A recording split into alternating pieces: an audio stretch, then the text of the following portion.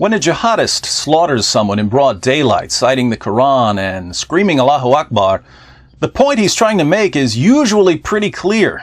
And yet, after almost every terrorist attack in the West, the media and politicians and police announce, "We're still searching for a motive." Anyone seen a motive lying around in all these strewn body parts? Earlier this week, after two jihadists butchered a British soldier named Lee Rigby on a London street while screaming Allahu Akbar, one of them wanted to make sure his motive couldn't be missed, not even by the media and politicians and police. So he stopped to clarify things for us. The only reason we have killed this man today is because Muslims are dying daily by British soldiers, and this British soldier is one. So, British soldiers are killing Muslims in Muslim lands. What does this have to do with killing Lee Rigby? We are forced by the Quran in Surah At-Tawbah, through many ayat throughout the Quran, that we must fight them as they fight us. An eye for an eye and a tooth for a tooth. That was Michael Adebolajo, a convert to Islam and a former associate of Anjum Chowdhury. He's given us two reasons for killing Rigby. One, British soldiers are killing Muslims, and two, the Quran commands Muslims to fight those who fight them. Now, his first claim is obviously correct. British soldiers are fighting at least some people who believe in Islam. But not everyone agrees with his second claim, that the Quran commands Muslims to fight those who fight them. Just ask world-renowned Quran scholar and Islamic theologian, Prime Minister David Cameron. There is nothing in Islam that justifies this truly dreadful act. Well, I can think of something in Islam that would justify the attack. It's called the Quran. In the clip we saw, Adebolajo refers specifically to Surah At-Tawbah, that's chapter 9 of the Quran, which is filled with commands to fight unbelievers. Surah 9, verse 29, fight those who do not believe in Allah. Surah 9, verse 73, O Prophet, strive hard against the unbelievers and the hypocrites and be unyielding to them. Surah 9, verse 111, surely Allah has bought of the believers their persons and their property for this, that they shall have the garden. They fight in Allah's way, so they slay and are slain. Believers, i.e. Muslims, fight in Allah's way, so they slay and are slain. What did Adebolajo do? He killed someone and then got shot by police. But I'm sure it had nothing to do with the Quran explicitly commanding him to kill and get killed in the very chapter he cited as his reason for killing and waiting around for police to show up and shoot him. I invite everyone to read chapter 9 of the Quran, the last major chapter that Muhammad delivered to his followers. It's basically one long call to jihad and one long condemnation of Muslims who refuse to fight unbelievers. Surah 9, verses 81 and 94 to 95 even say that Muslims who make excuses for refusing to fight the unbelievers will burn in hell, which is probably why Adebolajo said that the Quran forces him to kill. We are forced by the Quran in Surah At-Tawbah. Forced by the Quran, forced by the Quran, forced by the Quran. Prime Minister Cameron doesn't seem to understand any of this, but maybe Boris Johnson, the mayor of London, has a better grasp of jihad.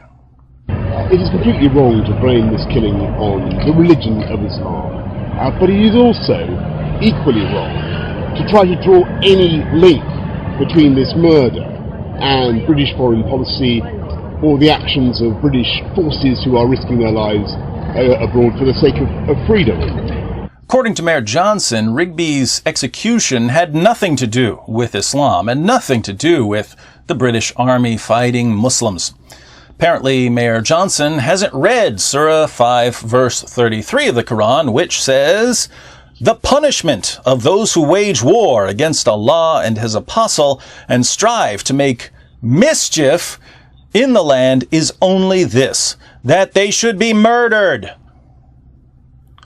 or crucified, or their hands and their feet should be cut off on opposite sides, or they should be imprisoned. This shall be as a disgrace for them in this world, and in the hereafter they shall have a grievous chastisement. What's the penalty for making mischief in a Muslim land? If it's something serious, the penalty is death. Who was Lee Rigby? He was a machine gunner in the British Army. He had a tour in Afghanistan, and more recently he was recruiting more soldiers to go to places like Afghanistan. By the way, bringing a non-Muslim military into a Muslim land to interfere in Muslim affairs is the most extreme form of mischief making, according to Islam. The penalty is death. The Quran even tells Muslims how to kill in order to spread fear. In Surah 8, verse 12, Allah declares, "I will cast terror into the hearts of those who disbelieve. Therefore, strike off their heads and strike off every fingertip of them." Strike off their heads and their fingertips. Don't just kill them, mutilate them. But Rigby's beheading and mutilation had nothing to do with Islam, right, Mayor Johnson? How could this be any simpler? There are only 2 ingredients in this recipe for terrorism. Take 1 cup of the Quran, add a tablespoon of mischief making, stir together, and wait for the attack.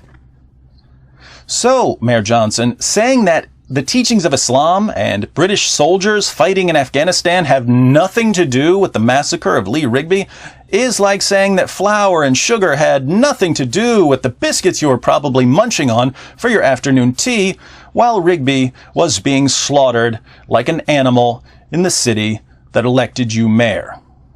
The fault lies wholly and exclusively in the warped and deluded mindset of the people who did it.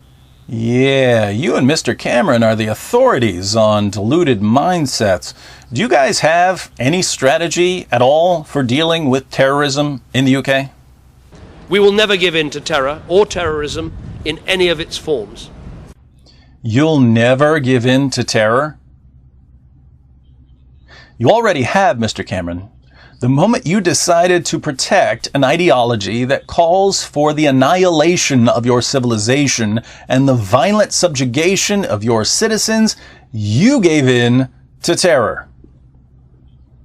Now, if you want to protect Muslims who had nothing to do with the attack, that's one thing. That is part of your job description, and I'd be happy to help you protect individuals who don't support jihad, Muslim or non-Muslim.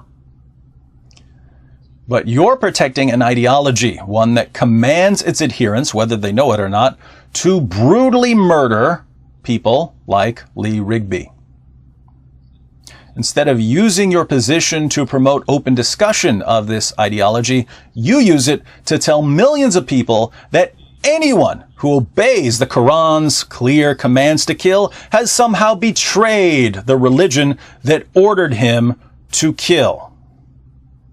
This was not just an attack on Britain and on the British way of life. It was also a betrayal of Islam, a betrayal of Islam, a betrayal of Islam, a betrayal of Islam. There's definitely a betrayal here, Prime Minister Cameron. But it's not a betrayal of Islam.